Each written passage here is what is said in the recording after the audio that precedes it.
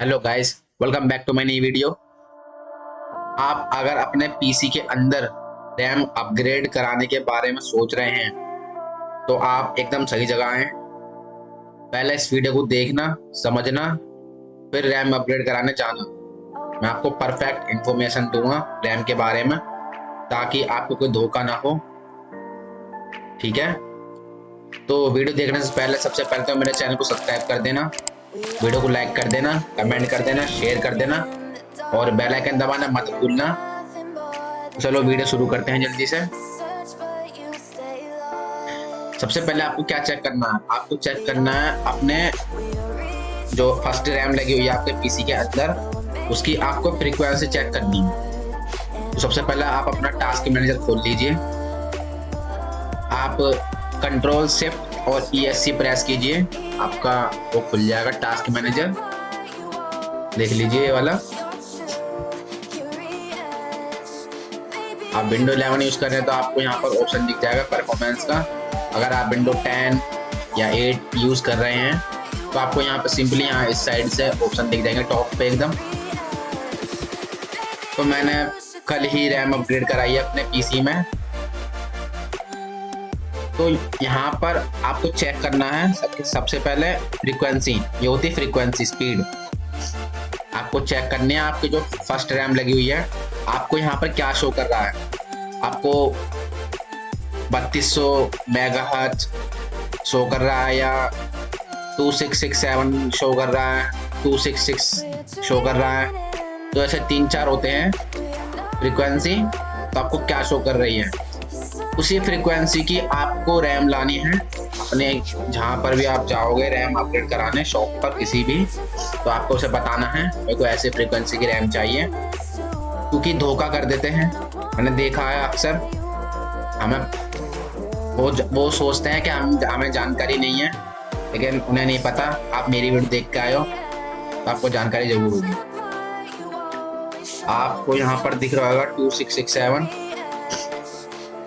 वैसे first slot में यहाँ पर 3200 दिखता है। आप जब रैम अपग्रेड करा लोगे 3200 मेगाहर्ट्ज की, तो फिर आप चेक करोगे फिर से तो आपको यही दिखेगा यहाँ पे 2667 मेगाहर्ट्ज। तो आप कंफ्यूज मत होना कि यहाँ पे 3200 आना चाहिए, तो यहाँ पर ये नंबर क्यों आ रहा है। वो इसीलिए आता है जो आपका पीसी सपोर्ट करेगा उसी हिसाब से आपको यहाँ शो कराएगा। बट टेंशन की कोई बात नहीं है। रैम आपको 3200 मेगाहर्ट्ज की लेनी है या अनदर आपको यहाँ पर जो भी फ्रीक्वेंसी दिखती है उसकी लेनी है। सेम फ्रीक्वेंसी लोगे और सेम साइज की तो रैम एकदम बढ़िया चलती है एकदम। अगर आपके फर्स्ट स्लॉट में रैम 8 GB है और आपने सेकंड स्लॉट में 4 GB बढ़वा ली, तो उसमें डिफरेंस आएगा। उससे क्या होगा, रैम एकदम परफेक्ट नहीं चल पाएगी जैसा हम चाहते हैं परफॉर्मेंस। तो अगर फर्स्ट स्लॉट में 8 GB है तो आपको भी सेकंड स्लॉट में 8 GB ही डलवानी है।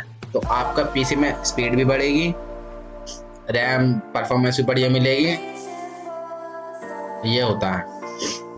सेकंड है कि आपको इसका फॉर्म फैक्टर चेक करना है। फॉर्म फैक्टर क्या होता है आप यहाँ पर देख ही रहे हैं, थर्ड वाले ऑप्शन में, स्पीड के थर्ड वाले ऑप्शन में फॉर्म फैक्टर आपको यहाँ पर दिख रहा है सोडियम, SODIMM। इस टाइप का लेना है, उससे बोलना। जब आप रैम लोगे तो आप पढ़ लेना। यहाँ पर आपको सोडियम दिख जाएगा, उसी हिसाब से आप जब रैम लोगे तो उस पर देख लेना ये लिख रहा हो तो ही रैम लेना। ये बहुत जरूरी होता है।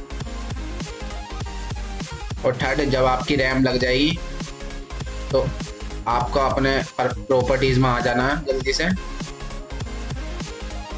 चेक करने के लिए कि आपकी रैम बड़ी है नहीं बड़ी। तो यहाँ पर आपको दिख रहा है इंस्टॉल्ड रैम, मैंने 8 GB बढ़वाई है, यहाँ पर 16 GB दिख रहा है।